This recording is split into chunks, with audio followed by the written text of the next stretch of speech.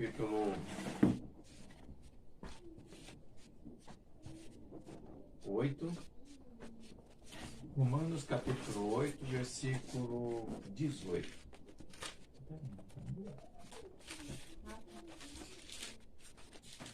Romanos capítulo 8, versículo 18.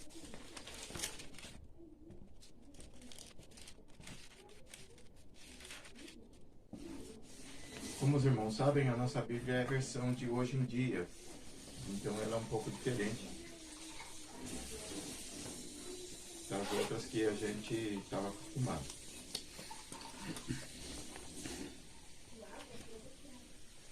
Romanos 8,18 diz assim: eu acho que o que sofremos durante a nossa vida não pode ser comparado de maneira nenhuma com a glória que está nos revelada, que será revelada no futuro.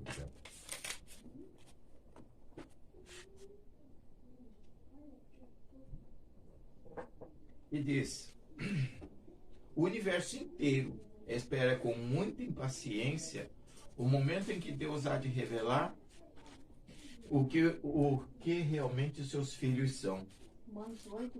8:19 agora, 20.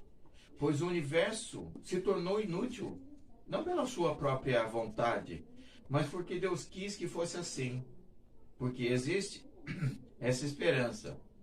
Um dia o próprio universo ficará livre do poder destruidor que o mantém escravo e tornará parte na gloriosa liberdade dos filhos de Deus. Pois sabemos que até agora o universo inteiro geme e sofre como uma mulher que está em trabalho de parto.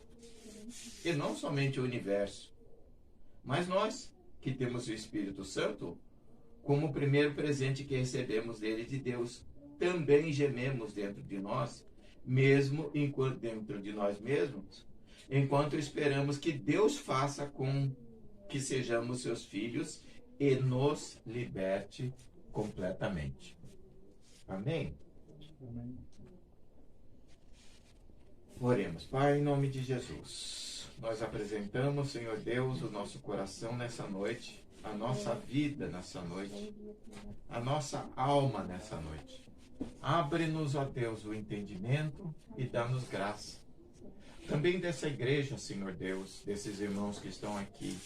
Abre o coração deles, o nosso entendimento e o entendimento deles. E daqueles, ó Deus, que vão assistir esse trabalho mais tarde. Dá graça para que todos recebam, Senhor Deus, a revelação do céu nesse momento que nós oferecemos a Ti. Em nome de Jesus, obrigado, Espírito Santo. Amém. É interessante a gente notar que a Bíblia diz que o universo inteiro está sofrendo. Não é só nós, não é só a natureza, os animais, as plantas, mas o universo inteiro está dominado por essa tristeza. E essa tristeza chama-se Satanás. O mundo, o universo, as coisas que existem, todas elas foram entristecidas pela presença desse ser diabólico.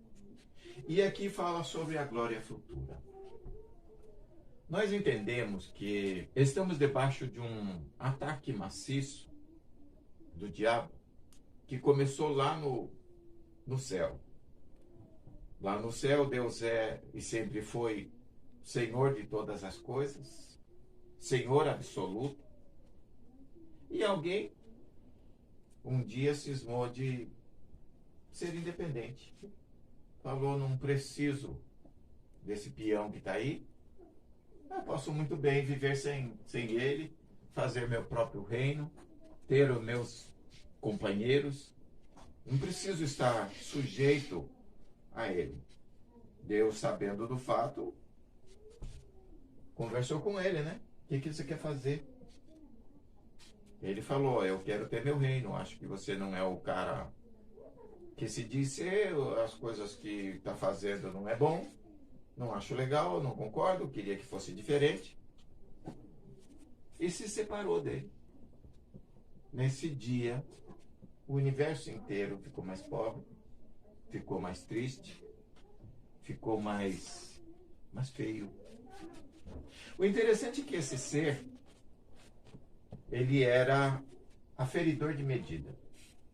Dizem que ele era o instrumentista do céu. Ele era aferidor de medida. Deus não tinha padrão, não existia nada ainda, então ele criou uma régua. Tudo que passava pelo crivo daquela régua era chamado de bonito, era legal. E tudo que não estava de acordo ao se comparar com aquela régua, com aquele padrão, com aquele aferidor, não estava bom. Deus tinha que ter um padrão, um parâmetro, né? E esse ser foi criado como parâmetro. Ele era o aferidor das medidas. Ele ia lá e media para ver se 1 centímetro era 1 centímetro, 1 metro é 1 metro, um planeta estava do tamanho certo, se a natureza estava progredindo corretamente, ele ia lá, aferia se estava no tempo que Deus queria. Ele aferia as medidas. Se achou importante, achou que sem ele o universo não teria ficado tão redondinho, ufanou-se, engrandeceu-se e achou que deveria criar um reino para ele. E aqui no versículo 18 diz assim: eu penso que o que sofremos durante essa vida não pode ser comparado de modo nenhum com a vida que nos será revelada no futuro. Nossa vida presente, o tempo que leva, ela é insignificante quando se compara com a vida eterna, em todos os sentidos. O tempo é ínfimo, é como você comparar o cair de uma agulha no chão com a eternidade. Esse tempo que leva da sua mão até o chão é o tempo de uma vida. É o tempo que vive um ser humano. E se comparando com a vida eterna, é muita, muita distância. Eu costumo dizer que desde 7.000 anos, pela conta de alguns teólogos, que nasceu o primeiro homem, até hoje, eles estão vivos. Adão está vivo. Está numa outra dimensão, num outro estado, mas vivo, tão vivo quanto eu e você. E mais consciente. Porque o futuro, a vida eterna, ela tem essa capacidade de nos dar qualidade de entendimento. A gente entende melhor, a gente enxerga melhor, a gente pensa melhor. Do outro lado a coisa é diferente. As pessoas que tiveram experiência de EQM, experiência de quase morte, eles falam que do outro lado a coisa é diferente, muito diferente. É mais brilhante, o som é mais claro, as coisas são mais nítidas e é bem fácil de entender. Isso chama-se de glória. Do outro lado, nós somos gloriosos. Não tinha uma outra palavra, então cunhou-se essa palavra. Mas a verdade é que a gente tem olhos melhores, ouvidos melhores e sensos melhores. Do outro lado tem um entendimento melhor. Resumindo, a carne atrapalha. A carne atrapalha. É como se você tivesse miopia de 10%, de 5% de visão e de repente os seus olhos se abrissem. E isso acontece com a velocidade de pensamento, de entendimento, de raciocínio, de compreensão. Todas essas coisas são filtradas pelo nosso cérebro e o nosso cérebro embota muito. E os nossos hormônios também embotam muito. Isso quer dizer que aquilo que a gente sente, ele é ainda filtrado por essa rede de neural e ao mesmo tempo de hormônios, e ele sai do outro lado tudo bagunçado. A verdade sai do outro lado tudo bagunçado. Você entende com muita dificuldade as coisas como realmente são, muito embotadas. Então, como não havia palavra para explicar essa verdade, essa realidade, ele usa a palavra gloriosa e tal, porque não tem como você explicar o quanto é mais vivo, o quanto é mais vivo, claro, as sensações do outro lado. Na verdade, a gente aqui tem o nosso eu animal, que é essa carne aqui, e ela dá uma interpretação carnal para todas as coisas. A leitura é carnal. Então, quando o nosso cérebro, quando a nossa alma filtra essa verdade, ela filtra tudo embotado. Ela recebe uma carga de bobagens, mentiras e desinformação muito grande. Ela precisa traduzir isso. Por isso que o ser espiritual, ele compreende bem todas as coisas, conforme a Bíblia diz, porque ele tem esse filtro ajudado pelo Espírito Santo que está do outro lado. Ou seja, chega tudo embotado lá do outro lado, tudo truncado do outro lado, e o Espírito Santo dá aquela melhorada na informação. Ele não revela tudo, porque não dá. Né? Chega muito embotado. É como se você fizesse uma imagem com uma câmera muito desfocada e o programador vai lá e resolve como dá. Mas dá muito ruim. Mas fica muito ruim. Você entendeu? Então, essa verdade do futuro, ela vai ser revelada e ela é gloriosa. Porque ela excede a toda a nossa capacidade agora de entender essas coisas. Por mais que a gente tenha a noção do que é ser espiritual, a nossa capacidade é completamente embotada pela nossa carne, pelo nosso entendimento, pelo nosso materialismo. Tá? Aí, no versículo 19, diz assim: o universo inteiro espera com muita impaciência. Se a gente pensar bem, isso está dando ao universo uma qualidade que só o ser humano tem. A capacidade de ficar esperando impacientemente ou pacientemente, ou seja, a capacidade de ter sentimento. A Bíblia diz que o universo inteiro espera impacientemente pelo momento em que Deus vai revelar aos seus filhos o que eles realmente são. Então, por mais espirituais que sejamos, ainda estamos aquém, muito abaixo, de entender quem realmente somos. A gente está aqui numa fantasia, num momento de fantasia e pouca lucidez. Porque do outro lado, e o que Deus tem preparado para nós é tão fora do comum, é tão fora da nossa capacidade de entender, que a gente não só não entende, como o universo inteiro espera que aconteça isso. O que vai acontecer? Vai acontecer ordem.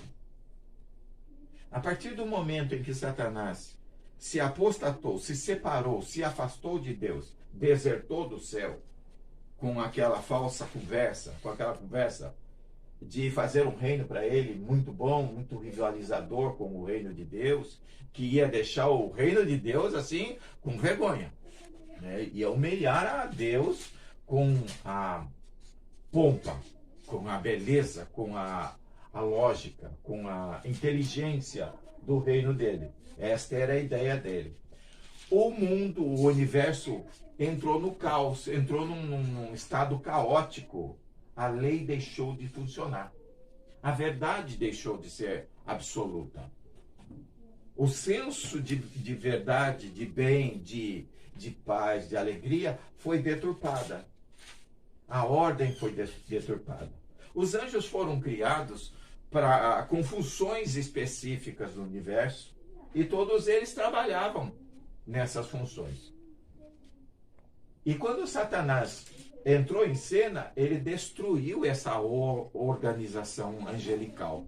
Os anjos passaram a não ter uma função, passaram a não ter mais a função para o qual foram chamados e às vezes até feitos. Nós temos ordens de anjos, serafins, querubins e tal. A palavra Herúber significa potentoso, gigante, né? Que é também cara de anjo, cara de criança. Esses anjos, eles eram maiores porque lidavam com coisas maiores. Talvez planeta, colocar planeta no lugar, talvez coisas desse tipo assim. Tinha os anjos menores que lidavam com o DNA das plantas, com vasos, os vasos sanguíneos da planta, fotossíntese, essas coisas assim. Então, haviam anjos gigantes e pequenos, fortes e fraquinhos, dependendo do que eles iam fazer. E eles eram gerados, feitos, lógico que eles assumiam esse tamanho quando queriam, mas eles eram gerados e feitos e trabalhados mentalmente para executar aquela ordem, para executar aquele trabalho. Ou seja, tudo tinha a sua ordenança, tudo tinha o seu propósito, tudo tinha a sua função. Quando Satanás rebelou esses anjos todos, essa ordem foi quebrada. Os anjos que faziam aquilo deixaram de fazer, foram seguir o vagabundo. E essa debandada criou um caos, porque aquilo que era feito para aquela função deixou de fazer a função e aquela função ficou sem ser feita. Então, o universo inteiro sofreu com isso. Muito possivelmente, a gente vai saber no futuro, Deus teve que fazer remanejamento para poder ocupar esses lugares, essas funções que ele havia determinado àqueles que debandaram, que é mais ou menos 1/3 do reino dos céus, que são muitos, muitos e muitos bilhões. Então, o universo, então, passou a desejar que alguém colocasse ordem. Mas a pergunta é, por que Deus não colocou ordem? Porque ele havia planejado que nós fizéssemos isso. Quando nós fomos criados, nós os seres humanos, a ideia de Deus é que nós assumíssemos o cosmo. Por quê? Porque o cosmo é nosso. Parece que o cosmo é de Deus, mas é nosso reino. Você pode ir para qualquer lugar do espaço agora, se pudesse, viver em qualquer lugar do planeta e você não vai ter nenhum problema, nem com Deus, nem com o diabo, nem com ninguém. Por quê? Porque aquilo é nosso.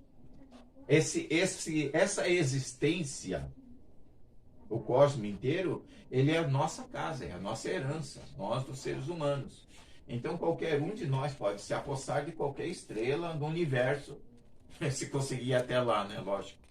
Mas é nosso. Então, como é nosso, Deus esperava que, com a tutela dele, a gente não se emancipasse dele, a gente colocasse essa ordem, ou seja, os anjos estavam ao nosso serviço e os demônios estavam debaixo do nosso controle. Estariam debaixo do nosso controle. Então haveria ordem. Mas como nós também nos apostatamos, ou seja, o nosso primeiro homem, que é Adão, se afastou de Deus, nós, os seres humanos, perdemos essa comunhão com Deus. Essa comunhão nos deixou à deriva. Igual os demônios. Igual Satanás. Satanás ficou à deriva também no universo. Nós ficamos à deriva também. E perdemos aquele equipamento espiritual que Deus nos concedia.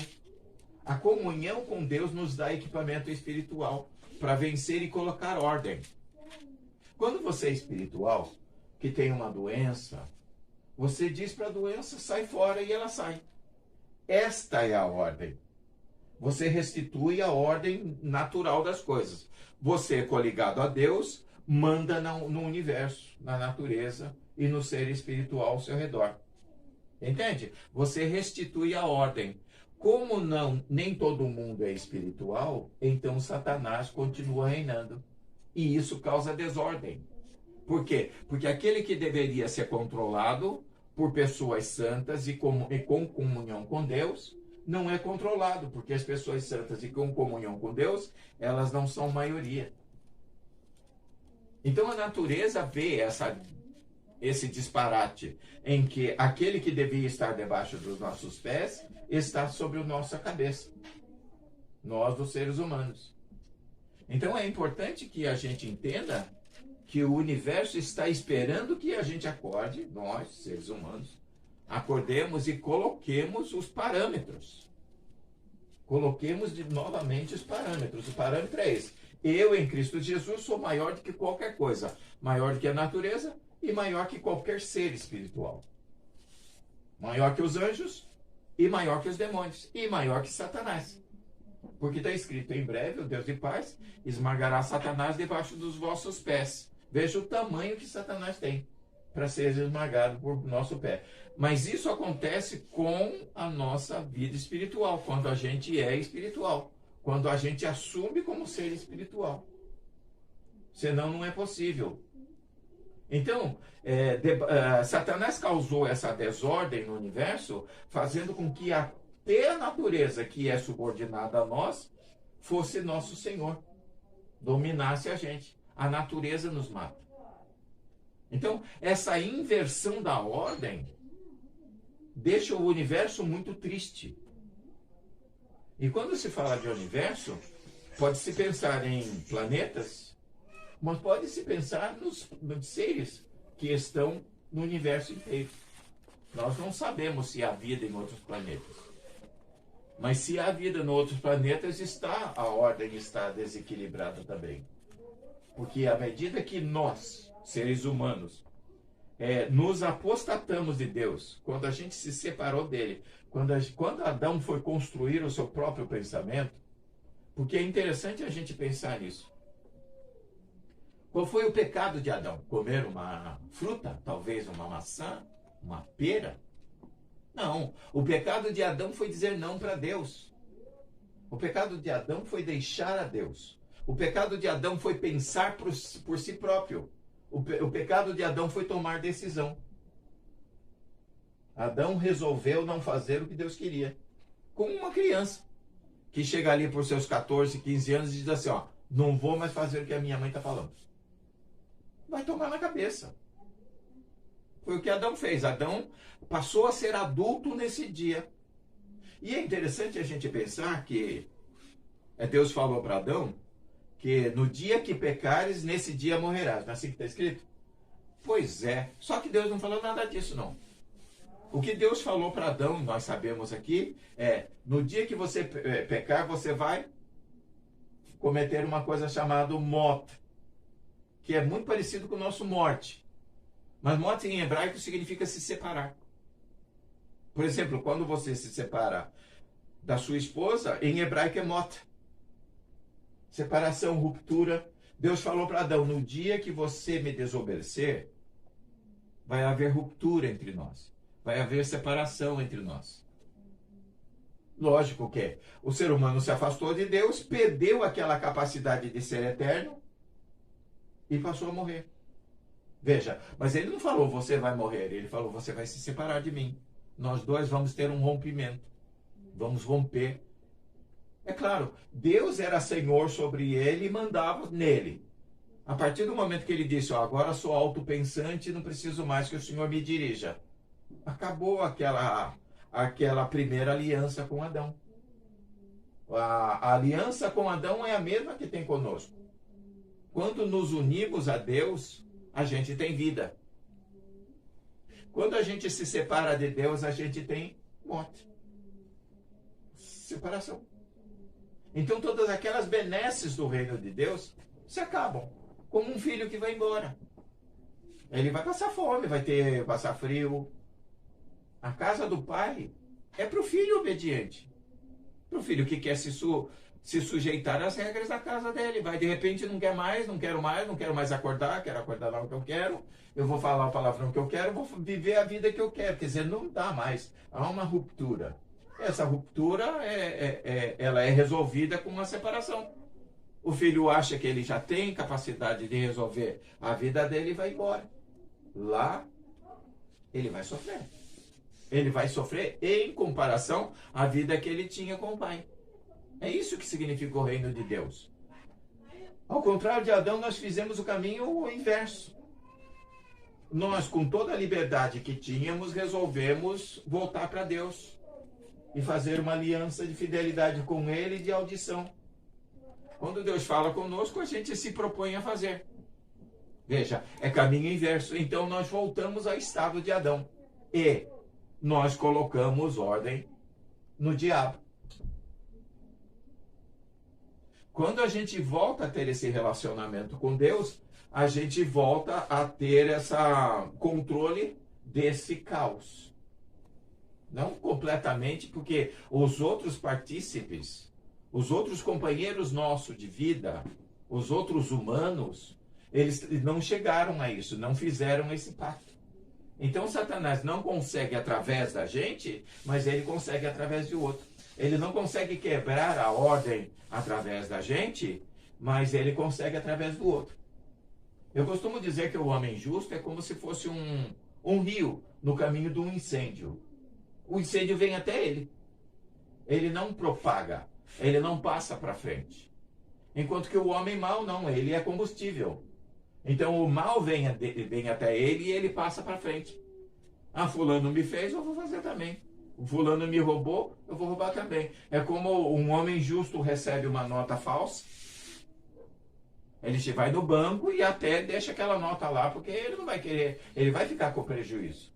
Mas um homem mau, né? Ele vai tentar passar para o vizinho, para um amigo, para um parente. Ele passa o mal para frente. Ele é um vetor do mal.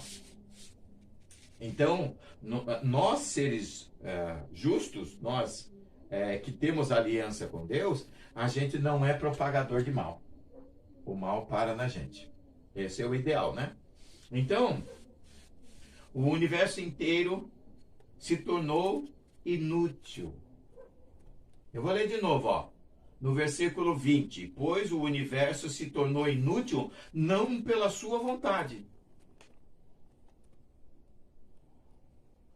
Como assim o universo se tornou inútil? Esse caos que Satanás inseriu no universo quebrou a função básica dele. E qual era a função básica que deixa o universo tão aborrecido? Veja, quando pensamos em universo, nós estamos pensando em quê? Em natureza. O reino da natureza. Ou seja, o universo inteiro faz parte do reino da natureza. O reino da natureza é o quê? É o nosso ninho, é a nossa casa. Então, o que Deus determinou no seu coração lá na eternidade, antes de Satanás se apostatar, desertar? Que o universo inteiro fosse uma mãe carinhosa para nós. Que o universo inteiro nos acolhesse todos os dias. Só que quando Satanás se separou de Deus, ele subverteu essa ordem e nos fez prisioneiro do reino da natureza. A natureza agora, ela decide se eu vou viver, o quanto eu vou viver e quando eu vou voltar a devolver para ela tudo que ela me prestou. Essa subversão da natureza causa uma tristeza muito grande para ela e ela se sente inútil, porque ela não consegue cumprir a função primordial dela, que é me ser 100% subordinada. A natureza se tornou minha algoz, minha adversária. Então, quando ela olha para a sua própria função, ela diz: meu Deus, o que eu estou fazendo? Eu estou matando meus senhores. Eu estou exterminando os meus amigos. Eu estou sendo o inimigo daquele para quem eu fui colocado como ninho, como amigo, como mantenedor. Então ela se tornou inútil quando se compara aquilo para qual ela foi feita. Entende isso?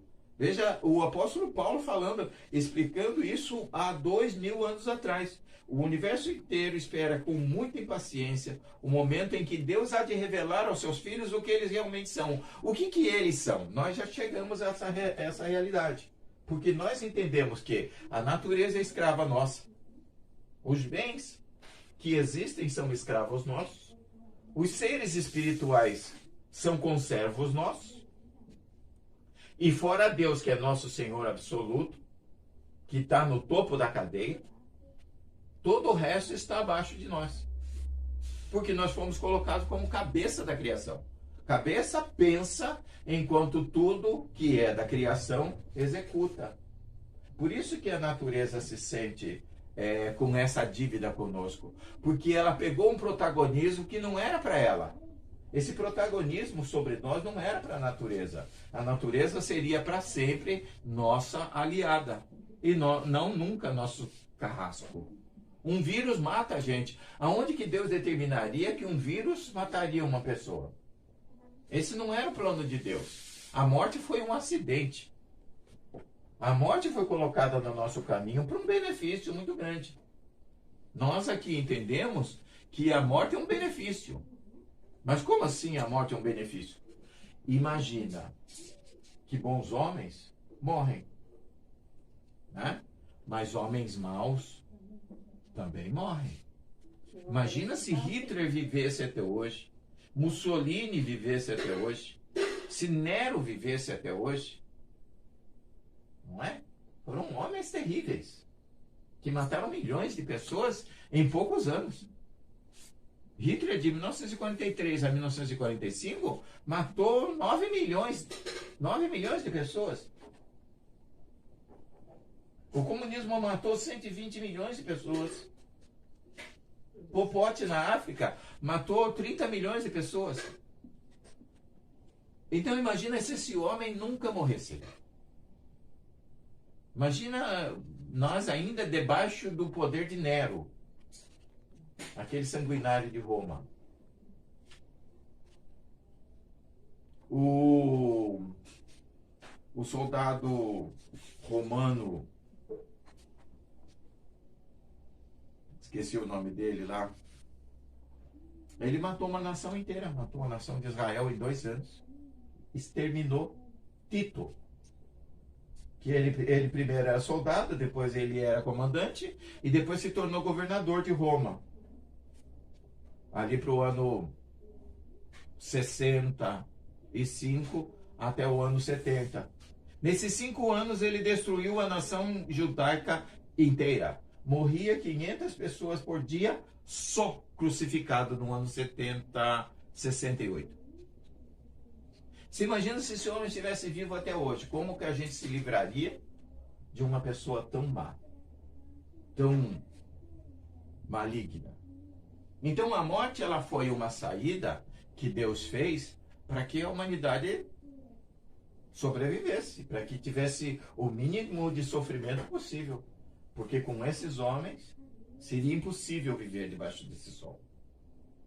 Então a natureza, pela sua própria, ela não quis, a natureza não queria se emancipar de Deus e não queria ser nossa adversária. Isso aconteceu por causa que Satanás subverteu.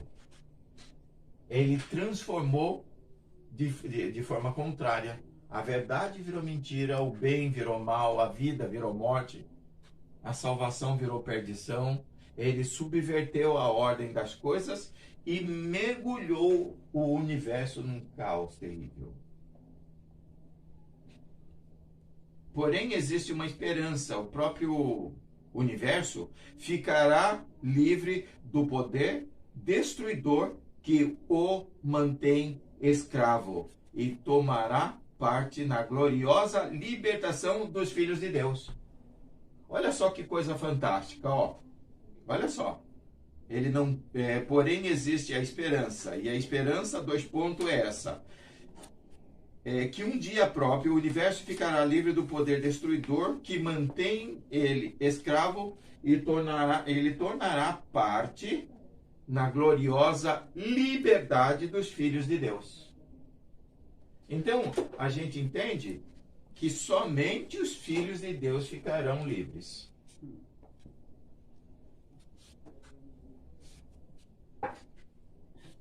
Que coisa, né?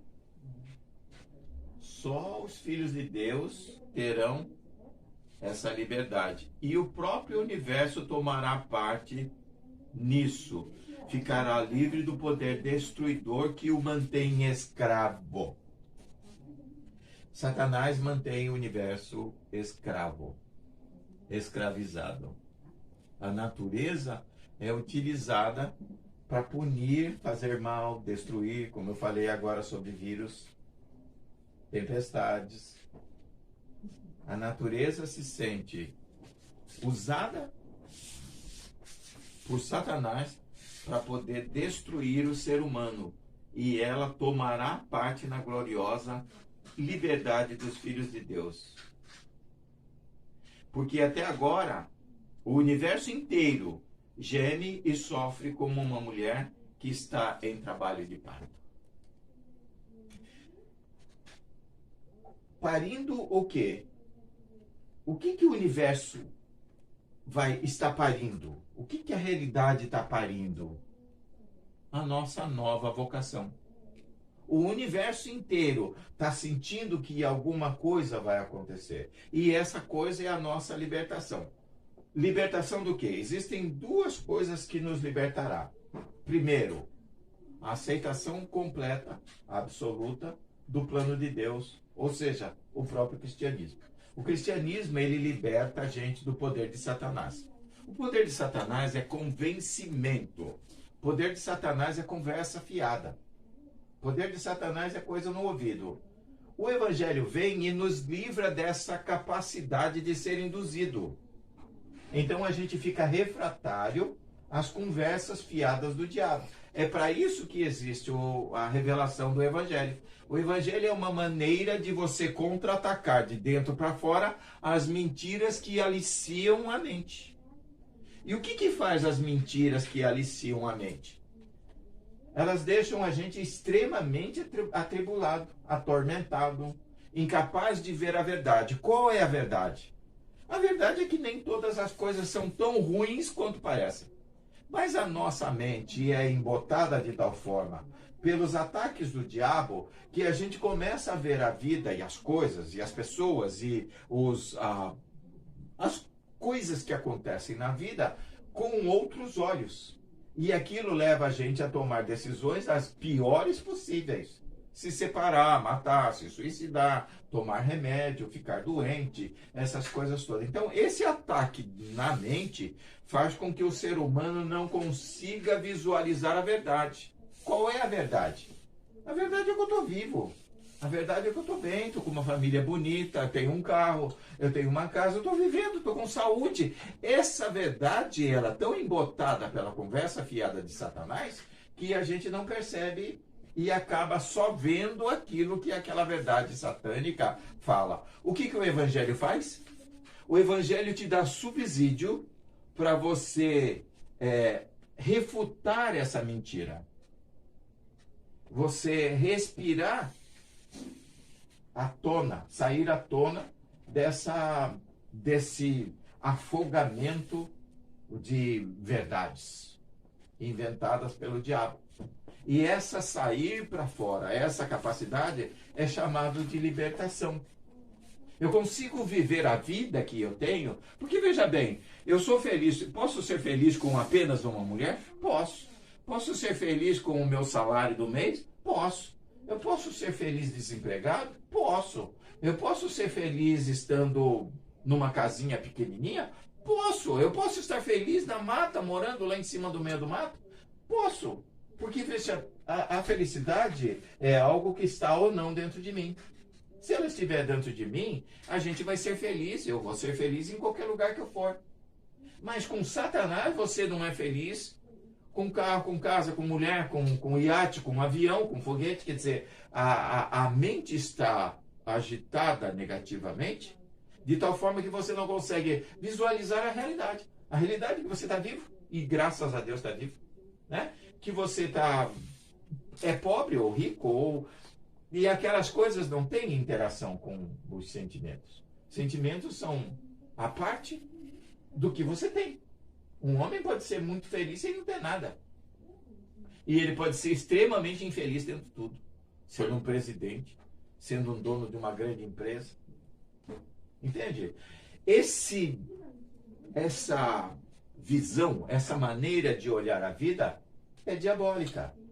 É influenciada pelo diabo, que tem, por natureza, esse pensamento. Satanás é atribulado desse jeito. Para ele é derrotado, infeliz, acabado e deve ter muita saudade do céu, dos abraços que Deus dava nele e tal. Deve sentir muita falta dos beijinhos na testa.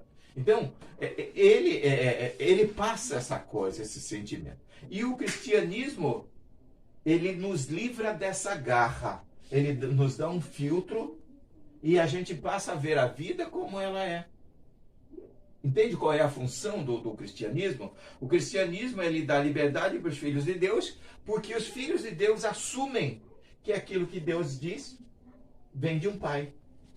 É um conselho de um bom pai, de um pai amoroso. Enquanto que aqueles que não são cristãos, eles não têm essa maneira de olhar para Deus. Não vê a Deus como o cara, pai, que vai sempre dar um conselho útil, baseado numa experiência longa, e que ele pode assumir aquilo para si e vai ficar bem. Ele olha para Deus não como um modelo para a sua própria vida. O que não é cristão, ele não assume as coisas que Jesus ensina como parâmetro de vida. E não assumindo isso, e não tendo esse parâmetro, ele fica à mercê de toda essa mentira universal. Entende o que é ser livre? Então, ele diz assim, que o destruidor também tomará, escravo, tomará parte da gloriosa liberdade dos filhos de Deus, pois sabemos que até agora o universo todo geme como se fosse uma mulher em trabalho de parto. Qual é essa coisa que vai nascer no final? Um cristianismo absoluto, uma mentalidade absoluta. O cristianismo vai dominar os que sobrarem, a raça humana, e eles então terão a liberdade de não internalizar toda aquela bobagem que o diabo fala. Eles terão subsídios mentais, espirituais, que vai fazer aquela proteção da sua psique, da sua mente, do seu modo de olhar as coisas. Isso é liberdade. Isso é liberdade absoluta. Quer dizer, quando toda a humanidade, porque está escrito que Jesus dominaria completamente a humanidade. Está escrito que não sobraria religião humana nenhuma depois de Jesus. Onde que está escrito isso? Está escrito naquela pedra que foi cortada sem homem e ela bateu na estátua de Nabucodonosor, né? E esmiuçou a estátua e virou pó e não sobrou para ninguém. Então, o cristianismo está fadado, está sentenciado a dominar o mundo inteiro. Quando isso acontecer, Satanás não terá mais esse poder sobre as pessoas de iludir a respeito da verdade. E nunca mais a humanidade servirá ao diabo, aos propósitos do diabo, colocando ele na posição certa, ou seja, ele não tem mais poder, ele não tem mais controle, ele fica sem nada para agir. Então, esse será o parto. A criança parida vai ser o evangelho absoluto, vai ser o cristianismo absoluto, dominando a humanidade de tal forma que a humanidade não seja mais apóstata, não seja mais separada de Deus. Ela volta à comunhão absoluta com Deus. Isso quer dizer que eles vão virar todos santos? Não. Vão ser seres humanos comuns, que têm um filho, que casam, que comem, que bebem, que andam de ônibus, de caminhão, de nave espacial e tal e coisa, mas serão pessoas com capacidade de expulsar as mentiras de Satanás da sua vida e a humanidade toda. Então, é isso que esse versículo está falando sobre a glória do futuro. A glória do futuro é essa. Jesus vai conseguir destruir completamente o diabo antes de destruí-lo fisicamente. Nesse tempo aí que fala sobre a erva do campo, que até as ervas... Sim, exatamente. E é nesse versículo aqui que fala que as ervas do campo, o mato, o capim, ele vai respirar e vai dizer para o seu companheiro assim: puxa, depois que ele foi destruído, nunca mais ninguém veio nos cortar. A erva do campo vai respirar livre. Então, irmãos, esse versículo aqui, a glória futura, fala sobre isso. cristianismo vai dominar as mentes, de tal forma que as pessoas terão subsídio para combater as mentiras de Satanás, colocando a ele num estado, Satanás, num estado de arma nenhuma, poder nenhum, convencimento zero. Então ele vai para o lugar dele, vai ser colocado ordem no universo. Agora está tudo caótico, tudo desordenado. Amém?